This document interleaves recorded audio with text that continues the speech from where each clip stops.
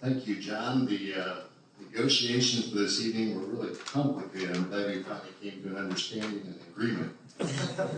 My agent wasn't sure he could pull it together at the last minute. Basically, John says, "Are you open that night?" I said, "Yep." All works out. So the topic, I said, "What is the overall topic?" And he said, "Well, making faith-driven investments in generational legacy companies." And I thought, yeah, God's been at that for a long time. In fact, from the beginning.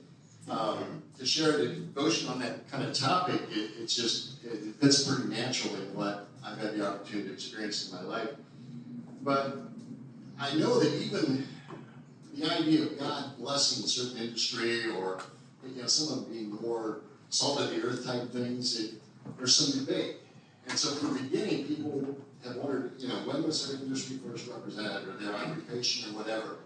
I don't know if you realize that or not, but there are those that really thought that whole creation thing, that was kind of like it just reeks of construction and architecture and organization.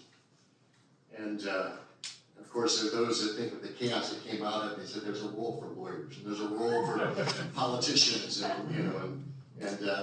I'm going to default. I'll show you my bias right up front. I've been in agriculture my whole life and lived within 6 miles, or 6-mile radius of Milan Center out northeast of town here. And I remember when I really thought about it and discovered that agriculture was pre-cursed. The thorns and the thistles part of it, that's what came with the curse. That's what came with the fall. But agriculture itself, listen to this. From Genesis 1:26-28, God said, "Let us make man in our image, after our likeness, and let them have dominion over the fish of the sea, and over the birds of the heaven, and over the livestock, and over all the earth, and over every creeping thing that creeps on the earth." So God created man in his own image. In the image of God, he created them. Male and female, he created them. And God blessed them, and God said to them, "Be fruitful and multiply, and fill the earth and subdue it, and have dominion over the fish of the sea, and over the birds of the heavens, and over every living thing that moves on the earth." Jump into Genesis 2. The Lord God took the man and put him in the Garden of Eden to work it and keep it. There's a little thought that's understood here when you think about it. And for those of us close, and really anybody involved in anything, horticulture or grilling or planting, gardening, things like that, it's assumed. We won't stop to think about it, but it's clearly stated in 2 Corinthians 9:9-12. That simple truth is that God provided the seed. As it's written, he has distributed freely, he has given to the poor, his righteousness endures forever.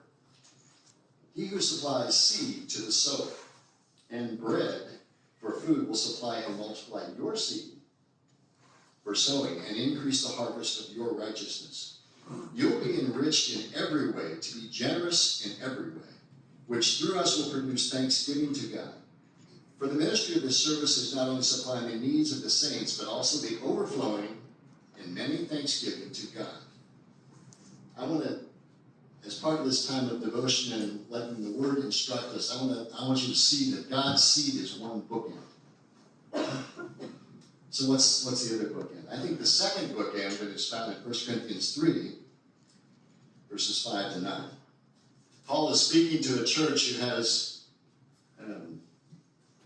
kind of a problem with idol worship and human worship and following after people. And so God has to say real simply, I'm going to take a little bit of literary license here and I'll plug some other names in. He talked about himself and Apollos and Cephas and Christ. I would say, what then is Daryl? What is Tommy? What is John? What is Lynn? Servants through whom you believed, as the Lord assigned to each one. Tommy planted. John watered, but God gave growth. And that's the second bookend. You got the seed. Life is in the seed. There's a picture that Christ used of the sower, and he says that. Life is in the seed. And everything has to do with the seed bed when he goes on to talk about that. So then neither he who plants nor he who waters is anything, but only God who gives the growth. He who plants and he who waters are one. Meaning they're one in a complementary role, but they're one and the same. They shouldn't be elevated or diminished by anyone in comparison to anyone. And each will receive his wages according to his labor. For we are God's fellow workers. When I read that for the second and thought about that again, I think of the majesty of a creator God. And there's just different times we stop and we pause, and some part of his character, there's something that we grasp and we're just humbled by. We are his fellow workers. Others, then, are God's field, God's building. So growth, then, is the second bookend. And that's from God as well. So where do we fit in? We fit in bookends. That's where we fit in. God's fellow workers, when you think about that and the calling that is, to see ourselves in that role, of invited into it, and he finds pleasure in that. As he comes alongside, as he reveals himself to us, as he shows us ourselves and holds up the mirror. What an incredible calling. He's ordained to work just as much. Remember that was pre-curse, pre-fall. Keep the garden. Just as much as he's ordained the Sabbath. Listen to this. Exodus 20, verse 9. 6 days you shall labor and do all your work. We think of that aspect. On the seventh day you're going to rest. Well, he said 6 days you're going to labor. That was his plan. Yes, the seventh day was to be a day of rest. Ephesians 5:1 calls us to be imitators of God. That's what he did. He wants us to produce so that we can be generous, like he is.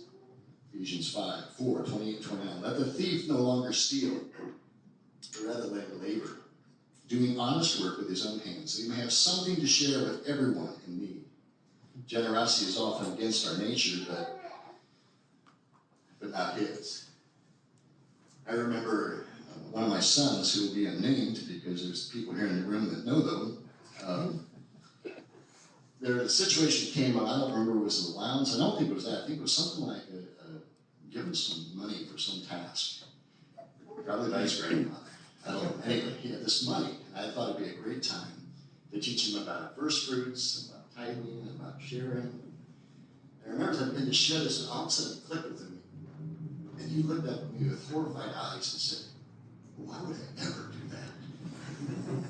I thought, oh, we've got a ways to go. I will tell you, he is the most generous person. He puts me to shame. He is the greatest gift giver. And that became part of his psyche and everything. And I don't know what we modeled or what he picked up, or if it just really was in his nature waiting to be released as he became one of God's fellow workers.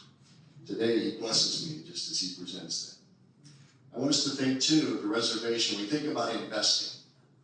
Think of the reservations that we might have in making investment with others. Thoughts like that, I'm not sure I can trust them. I'm not sure they have what it takes. Who wants to throw money away? I can get better return on my assets than they ever could. I don't know if anything like that has ever crossed your mind. But I want to stop and think about the one who has invited us to be his fellow worker. And imagine what he could say about us as we turn this to learn what we might say on his behalf. He gets pleasure as he watches us plant and water, even though he is the one to whom belongs all the increase. So I close with this verse from 2 Corinthians 9:8. And God is able to make all grace abound to you, so that having all sufficiency in all things at all times, you may abound in every good work. May he be glorified in our endeavors as his fellow workers, which I can only relate that now. I have wonderful privilege of grandchildren now. And now I can do it like I should have done. You know, you get that second chance. And you don't worry if it's not done quite right. You don't worry if they're not getting the nut threaded on. You give them time. And I think God is much more of a grandfather with us.